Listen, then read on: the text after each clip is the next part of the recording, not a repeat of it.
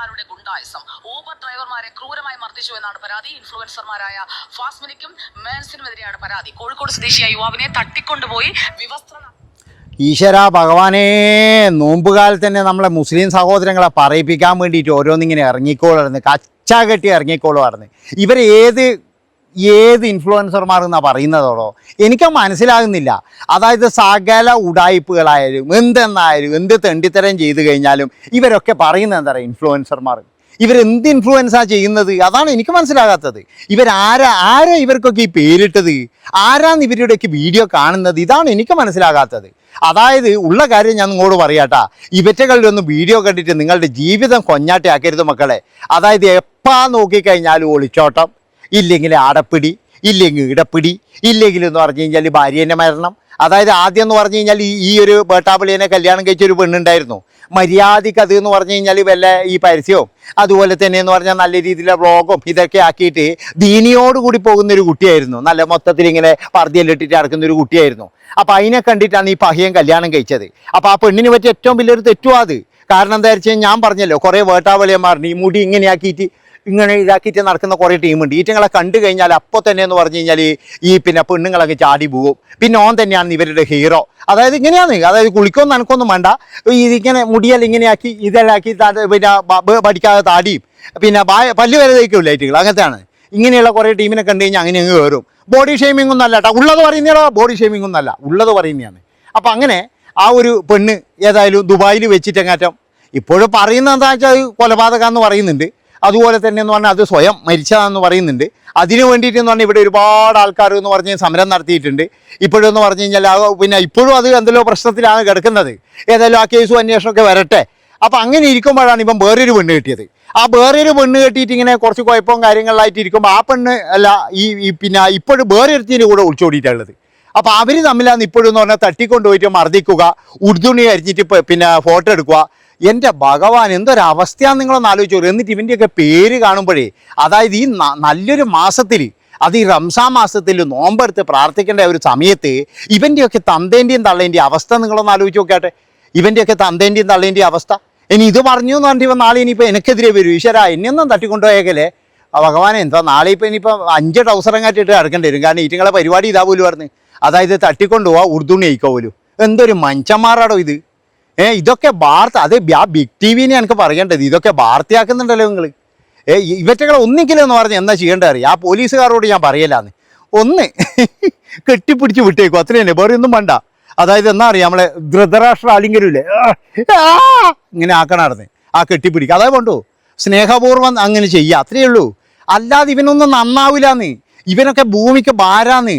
പക്ഷെ ഞാൻ അതല്ല ആലോചിക്കുന്നത്, ഇവനൊക്കെ എന്നോട് ഗൾഫിൽ എങ്ങനെയാണ് പോകുന്നതെന്ന് ആലോചിക്കുന്നത്. ഈടാന്ന് പറഞ്ഞു കഴിഞ്ഞാൽ ഒരു ചീട്ടുകളിയിൽ പിടിച്ചാൽ വരെന്ന് പറഞ്ഞാൽ ഓരോരുത്തർ പറയോ കേസ് പെട്ടു എന്നിട്ട് കരയുന്നുണ്ട്. ഇവനൊക്കെ എന്ന് പറഞ്ഞു കഴിഞ്ഞാൽ പിന്നെയും ഗൾഫ് പോകുന്നുണ്ട്. അതൊക്കെ എവിടെ നിന്നാന്ന് എനിക്കറിയില്ല. എന്തായന്മാരൊക്കെ ഇത് എന്ന് എനിക്കറിയില്ല. ഒരു കാര്യം ഞാൻ നിങ്ങളോട് പറയാം, അതായത് എന്നാ പറയേണ്ടത്, ഇവറ്റകളുടെ കേസ് കൊണ്ട് തന്നെ ഒരു നാട് മുഴുവൻ നാറിയിട്ടാണുള്ളത്. ഉള്ള കാര്യം എന്താ പറയുന്നതിന് കാരണം എന്ന് വെച്ചാൽ ഒരു ഇതുമില്ലാതെ കുറേ എണ്ണം ഇങ്ങനെ എന്താ പറയുക, അതാ കുറേ കപ്പി കിപ്പി നിലമണ്ട് കുറേ എണ്ണം ഉണ്ട്.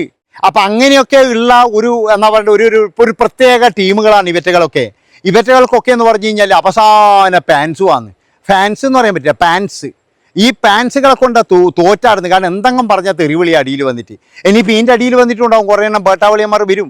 എന്താ വെച്ചാൽ നീ ആരടാ, നീ വലിയ ഇതാണോടാ മറ്റേതാണോടാ ചോദിച്ചിട്ട്. എൻ്റെ പൊന്നു മക്കളെ, നിങ്ങളെ മക്കൾ നശിക്കുന്നുണ്ടെങ്കിലേ ഇവറ്റകളെയൊക്കെ വീഡിയോ കണ്ടിട്ടാണെന്ന് ഞാൻ പറയുള്ളൂ. അതായത് നിങ്ങൾ ജീവൻ ഉണ്ടെങ്കിൽ ഇവറ്റകളെ ഒന്നും വീഡിയോ ഒന്നും വീട്ടിൽ വെക്കരുത്, അതായത് വെച്ച് കാണിക്കരുത്.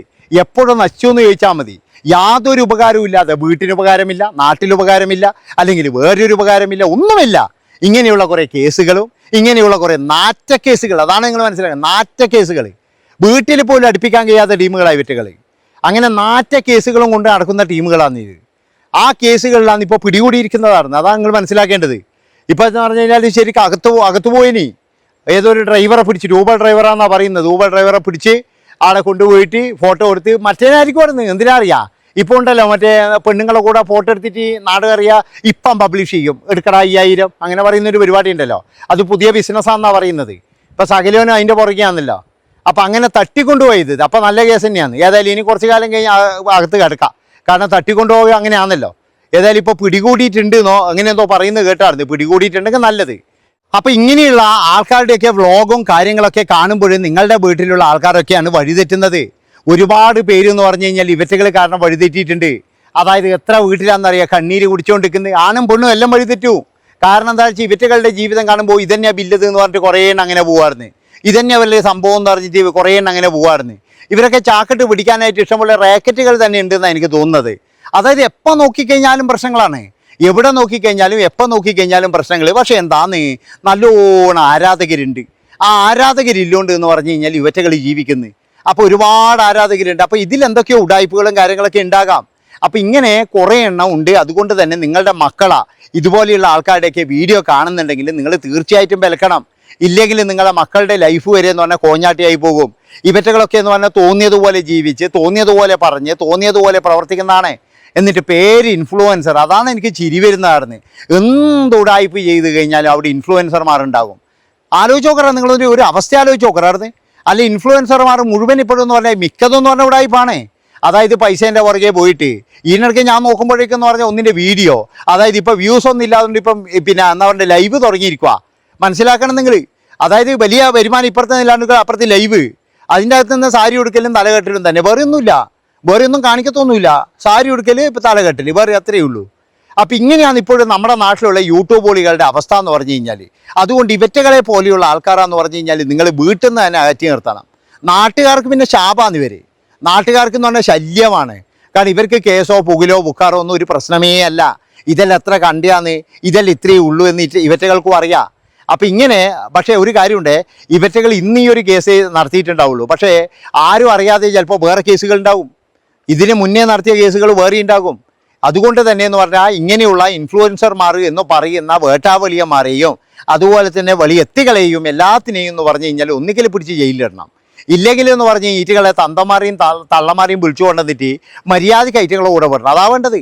അവരാണ് ഏറ്റവും വലിയ ശാപം എന്നേ ഞാൻ പറയുള്ളൂ. കാരണം ഇങ്ങനെയുള്ള നികൃഷ്ട ജീവികൾക്ക് ജന്മം കൊടുത്തിട്ട് ഒരു പാവപ്പെട്ട ഒരു പെണ്ണിന്, ആ പെണ്ണിന് പറ്റിയ അബദ്ധം തന്നെയാണ്. അത് പറഞ്ഞിട്ട് കാര്യമില്ല, അത് മര്യാദയ്ക്ക് ജീവിക്കുന്നതാണ്. ആ ഇൻഫ്ലുവൻസ് നല്ലൊരു ഇൻഫ്ലുവൻസറാണ്, നല്ലൊരു വീഡിയോഗ്രാഫറും കാര്യങ്ങളൊക്കെ ആയിരുന്നു. അത് മര്യാദയ്ക്ക് ജീവിക്കുന്ന സമയത്താണ് ഇവനെ പോലുള്ള ഒരു വേട്ടാവളിയെ കല്യാണം കഴിച്ചത്. അതുകൊണ്ട് എനിക്ക് പെമ്പിളരോട് പറയാനുള്ളത്, ഇങ്ങനെ നടക്കുന്ന ഈ കുളിക്കാണ്ട് നടക്കുന്ന മറ്റേ ഈ തലമുടി ഇങ്ങനെയാക്കിയിട്ട് നടക്കുന്ന ഈറ്റുകളെല്ലാം വളരെ സൂക്ഷിച്ചു നിങ്ങൾ. കാരണം എന്താ വെച്ചാൽ നിങ്ങളുടെ ജീവൻ തന്നെ അപകടത്തിലാക്കും. കുറേ ആൾക്കാർ ഇപ്പോഴും പ്രണയത്തിൽ തന്നെയായിരിക്കും. ചിലപ്പോൾ ഇവൻ തന്നെ 4 എണ്ണമായിട്ട് വേറെ പ്രണയം ഉണ്ടാവും. അതാണ് നിങ്ങൾ മനസ്സിലാക്കേണ്ടത്. അപ്പോൾ ഇവർക്കൊക്കെ അങ്ങനെയാണ്. എന്താ വെച്ചാൽ കുറച്ച് കഴിയുമ്പോൾ എന്ന് പറഞ്ഞു കഴിഞ്ഞാൽ അടുത്ത പ്രണയം തുടങ്ങും, അടുത്ത് ഇത് തുടങ്ങും. പൈസയാണ് എല്ലാത്തിലും വേണ്ടത്. ആ പൈസ കൃത്യമായി പറ്റി. ഇപ്പോൾ ആ പെണ്ണിൻ്റെ ചാനലുകൊണ്ടാണ് ഇവൻ ജീവിക്കുന്നത് തന്നെ. അതാണ് നിങ്ങൾ മനസ്സിലാക്കേണ്ടത്. അപ്പോൾ അതിൻ്റെ അടിയും പിടിയാണ് ഇപ്പോൾ കഴിഞ്ഞ ആഴ്ച മുഴുവൻ കണ്ടത്. ഇവറ്റകളെ കൊണ്ട് ഞാൻ പറഞ്ഞല്ലോ, ഈ റംസാൻ മാസത്തിൽ ഇവറ്റകളെ കൊണ്ടുള്ള ശല്യം കാരണം ശരിക്ക് നമ്മളെ മുസ്ലിം സഹോദരങ്ങൾക്ക് തന്നെ നാണക്കേടാന്നേ ഞാൻ പറയുള്ളൂ. അതുകൊണ്ട് ഇവറ്റകളുടെ പേര് മാറ്റിക്കൂടെ എന്നാൽ. നന്ദി, നമസ്കാരം, ഇത്രയേ പറയാനുള്ളൂ.